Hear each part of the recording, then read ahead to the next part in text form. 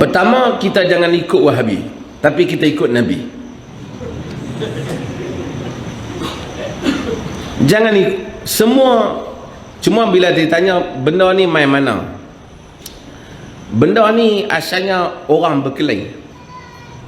Perkataan Wahabi dirujuk kepada Muhammad bin Abdul Wahhab. Muhammad bin Abdul Wahhab ni dia di Saudi lah. Sebelum daripada Bani Saud ni, jadi lagi di Hijaz. Dia ni keturunan Bani Tamimi. Dia mengepalai satu gerakan untuk membuang khurafat di Hijaz. Dulu ada orang banyak nazak sana sini, dia buang. Gerakan dia itu ada pro and con, ada pro dan kontra. Ramai juga orang puji gerakan dia, seperti Dr. Yusuf Al-Qaradawi, ramai orang puji gerakan dia. Tapi pada zaman dia sedikit menghadapi krisis politik, kerana kerajaan ketika Turki masih hidup, lemah, dan Turki juga ada saingan orang bukan Islam dan seumpamanya, dan lemah. Banyak negeri-negeri mula keluar daripada Turki. Libya mula keluar daripada Turki, Jordan keluar. Muhammad bin Abdul Wahhab juga, dia macam tidak patuh kepada Turki. Maka dalam usaha Turki kempen nak lawan Hijaz, dia timbulkan isu Wahabi. Kerana Turki Sufi, dan ini adalah isu Wahabi. Kemudian isu tu dibawa oleh Inggeris. Dan panjang ceritanya. Di tanah Melayu sebenarnya Wahabi tak kuat. Maksudnya pengaruh Muhammad Abdul Wahhab itu tak ada. Tapi yang ada ialah pengaruh Muhammad Abduh. Muhammad Abduh ialah gerakan pembaharuan di Mesir, Al-Azhar.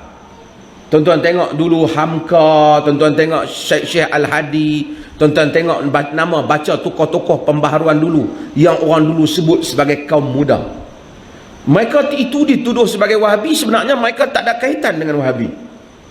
Kerana Wahabi di Hijaz, yang mereka ambil ni ialah daripada Al-Manar daripada Mesir. Demikian gerakan Muhammadiyah di Indonesia, dia juga bukan ambil daripada Wahabi, dia ambil daripada Al-Manar, daripada Mesir. Tapi mereka dituduh ketika itu.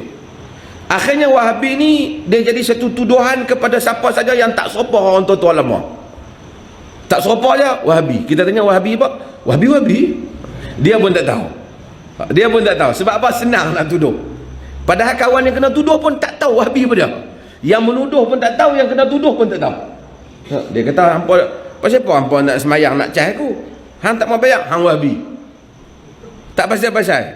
Padahal orang yang tak benarkan ambil upah duk semayang apa semua ni bukan Wahabi. Banyak dalam kitab mazhab Syafi'i, dalam kitab baca macam kata. Tapi Wahabi ni jadi buah mulut, sedap nak kata ke orang. Macam kita tak tahu bomo kan, dia tak tahu apa. Dia sains tak belajar. Dia biologi tak belajar. Perubatan tak belajar. Pegang orang sakit perut, hantu raya. Senang salah. Senang hantu raya.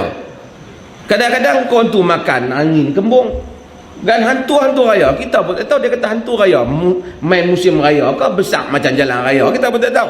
Hantu raya, kita tanya hantu raya besar duduk di pokok mana? Dah mana kita nak nampak? Aku nampak, dia pun tak nampak. Kalau sungguh hantu raya dan hantu raya pun pening, dia pun kena tuduh, dia tak terlibat. Macam itulah orang Melayu dengan perkataan Wahabi.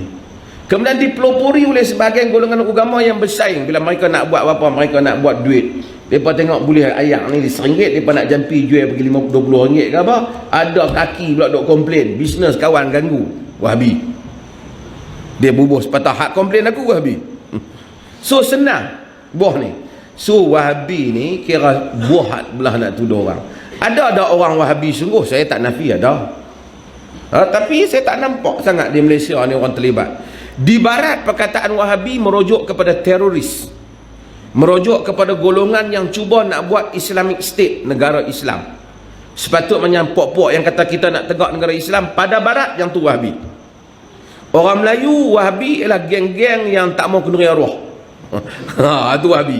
Padahal dalam kitab mazhab lama, dalam kitab Syekh Dr. Fatani pun tak bagi.